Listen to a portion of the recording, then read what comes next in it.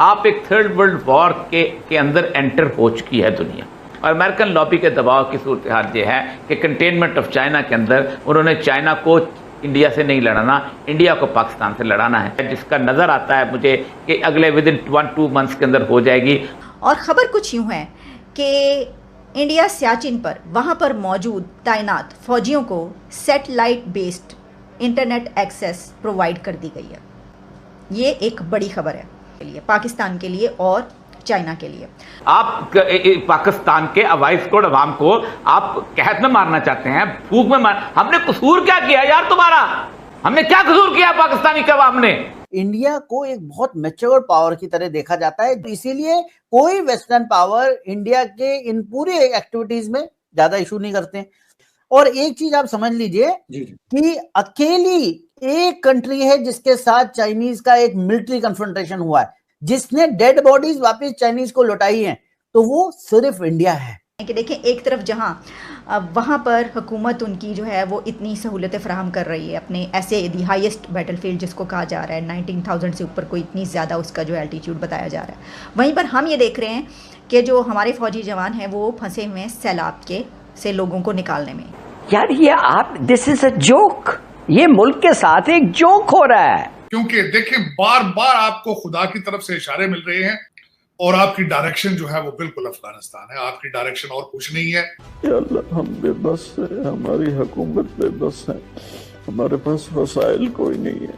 तार साहब, एक बड़ी अजीब बात है कि ये कितनी बड़ी खबर है। चीजें ऐसी हैं जिससे वाकई मुल्क कोलैप्स कर रहा है, लोग मर रहे हैं, डेंगू से, मलेरिया से, गैस्ट्रो से, हर किस्म के वाटरबॉर्न डिजीजेस से लोग मर रहे हैं। गवर्नमेंट कोप नहीं कर सकती है और कोई नहीं आ रहा है लोगों को मदद करने के लिए।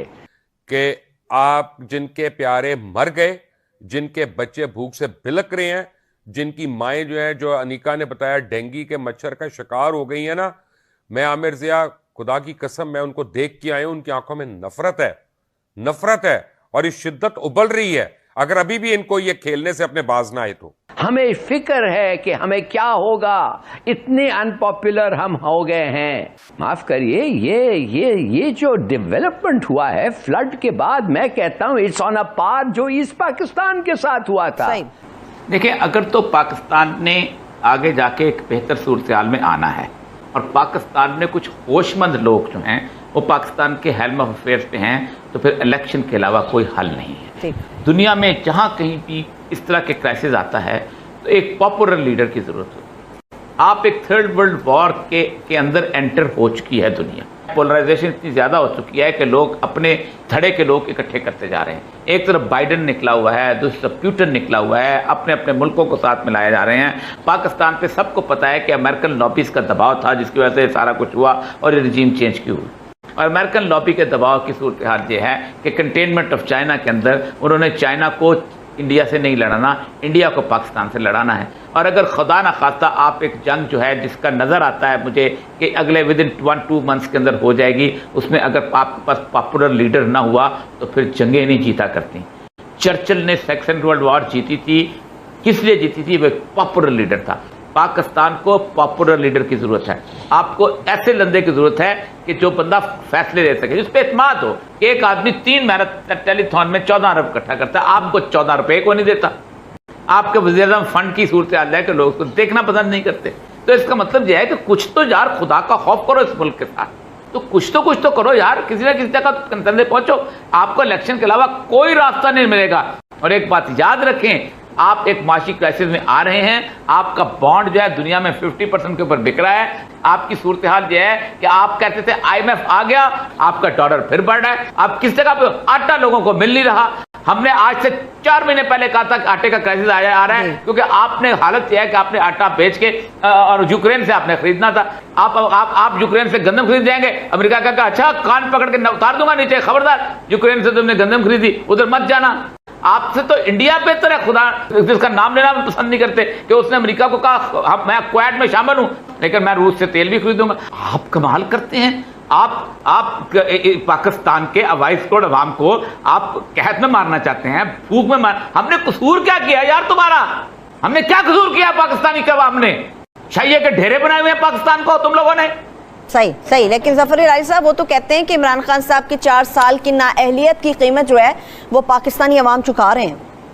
यार ये आप, दिस इज अ जोक, ये मुल्क के साथ एक जोक हो रहा है।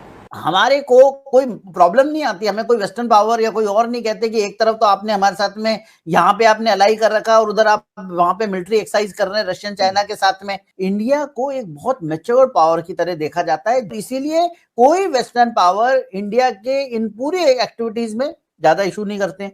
और मोदी जी आने के बाद मोदी जी ने हर एंगल से, चाहे वो चाइना में ट्रैवल किए, चाइनीज को कहीं और मिले, चाइनीज प्रेसिडेंट को इंडिया में बुलाया, सब चीजें की, बिकॉज मोदी जी जो है वो ग्रोथ के ऊपर देखते हैं, ट्रेड के ऊपर देखते हैं। हमने तो कभी उम्मीद ही नहीं करी थी, इन्होंने जो 2020 में फिर धोखा दिया कि ये फिर आके बैठ जाएंगे। और एक चीज आप समझ लीजिए कि अकेली एक कंट्री है जिसके साथ चाइनीज का एक मिलिट्री कन्फ्रंटेशन हुआ है, जिसने डेड बॉडीज वापस चाइनीज को लौटाई हैं, तो वो सिर्फ इंडिया है फक्कर साहब। ना अमेरिकन है ना कोई और है, हमने आंखों में आंखें डाल के दी, इसलिए हमारी इज्जत जो है वेस्टर्न कंट्रीज में। और आप रशियंस को देख लीजिए क्या बुरे हाल यूक्रेन ने कर दिए, ठीक है। तो वो एक था, तो हमने पूरी कोशिश करी, लेकिन हम ये भी जानते हैं कि जोक कोई नहीं मानता, कोई नहीं मानता। और ये सब जा रहे हैं, कौन जा रहा है यूएन को? इनको तो पता ही नहीं है यूएन शायद है ही किधर। ये जा रहे हैं यूएस, ये सब जा रहे हैं यूएस। जरदारी साहब के और नवाज शरीफ साहब के इधर सब दे ओwe इट टू यूएस। वो नहीं होते तो ये किधर होते इस वक्त? अमेरिका को मैं ये कहना चाहता हूं कि $450 मिलियन उन्होंने रिलीज किया है आपके स्पेयर पार्ट्स के लिए, वो हमें खरीदने पड़ेंगे। बाय द वे वो असिस्टेंस नहीं है, वो पैसे देके हमें लेना पड़ेगा। 4 से 6 बिलियन उन्होंने IMF का कर दिया है, $2 बिलियन ज्यादा कर दिया है। ये 3-4 मुल्क जो हैं UAE, कतर, सऊदी अरेबिया और एक और उनको कहा है कि हाँ तुम दे सकते हो, मगर किस रेट पे? 4% सूद पे।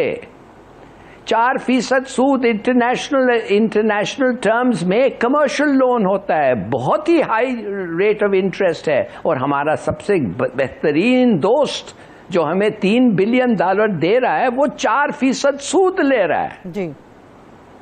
और साथ साथ उन्होंने अभी तक वो कंडीशन अटैच किया है कि जिस दिन हम खत लिखेंगे विदिन 72 आवर्स हमारे पैसे वापस आने चाहिए। ये माने हम तो अपने जान देने के लिए तैयार है, उनके मुल्क बचाने के लिए, उनका बादशाह बचाने के लिए। और हमें कह रहा है कि जैसे हम खत लिखें विदिन 72 आवर्स आप हमारे $3 बिलियन। 3 बिलियन उनके लिए क्या है भाई? $500 मिलियन की तो एक पेंटिंग लिया है उन्होंने, पॉकेट मनी है। तो देखिए कहने की बात यह है कि क्या we are nowhere and why? इसलिए कि हमारी लीडरशिप सब स्टैंडर्ड है, हमारा गवर्नेंस सब स्टैंडर्ड है, करप्शन उरूज पे है। पाकिस्तान में किसी और को हुकूमत दो ताकि वो करें, जिस गवर्नमेंट को ये अंदाजा ना हो कि उस मुल्क के अंदर जो है, और जिस गवर्नमेंट का 20-25 लाख लोगों को तनख्वाह देती हो। जरदारी अपने पल्ले से तनख्वाह देता है, मेरे और आपके टैक्स से तनख्वाह देता है। ये जो वजीर आला किससे टैक्स देता है? आपका इतना